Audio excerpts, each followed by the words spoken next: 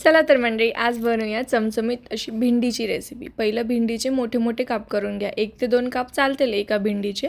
नंतर ऑनियनचे स्लाइस करून घ्या आणि लसूण तर मेन इम्पॉर्टंट आहे भेंडीसाठी. तर लसूण आणि कांदा चिरून घेतलेला आहे. पॅन ठेवा, पॅनमध्ये मस्त असं तेल टाका. तेल थोडं गरम झाल्यावरती त्यात जिरी, मोहरी आणि लसूण तुम्हाला हवं तर कट करून टाका किंवा ठेचून टाकू शकताय तुम्ही. मी तर कट करूनच टाकला होता लसूण. मग ते सगळं टाकल्यानंतर त्याला थोडं फ्राय झाल्यानंतर कांदा टाकून घ्या त्यामध्ये. मग कांदा थोड्या वेळ फ्राय करा.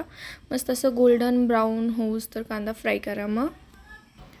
मग ऑनियनमध्ये आपण टमाटर घालूया बारीक बारीक कट करून त्याला, आणि त्याला एक साईडला ठेवूया. आणि दुसऱ्या साईडला मग मी भेंडी भाजून घेतली होती. मग ते चिकट होत नाही भेंडी भाजल्यानंतर. ड्राय रोस्ट करून घ्या तुम्ही त्यावरती किंवा कढईमध्ये अशी. नुसतं त्याला एक नॉर्मल हे करून घ्या. टमॅटोमध्ये मीठ टाका म्हणजे टमॅटो असं छान शिजून येईल.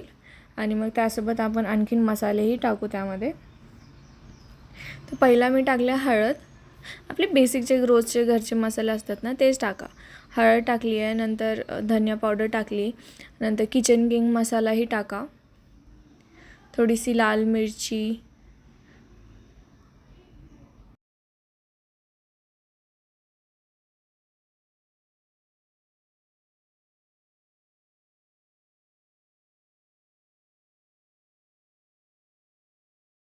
मग ते सगळे मसाले टाकले. त्याला एकदम फ्राय करून घ्या. मसाल्यांनाही जाळू नका. एकदम स्मॉल गॅसवरती ठेवा त्याला आणि एकदम असं मस्त एकजीव करून घ्या त्याला.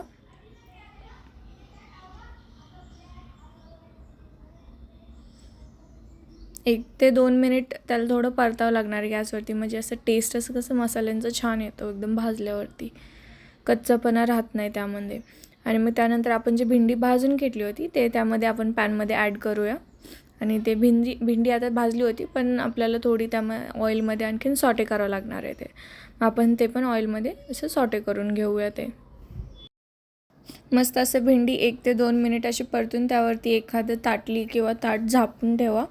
चिकट होत नाही ते भेंडी भाजल्यामुळे, सो तुम्ही झापून ठेवू शकतात. मस्त मऊ होते. आणि इकडे मी गरम गरम भाकरी बनवते ते, कारण चपातीसोबत तर छान लागते, बट भाकरीसोबत भेंडीचा टेस्ट खूप खूप छान लागतो. कडक कडक भाकरी असे.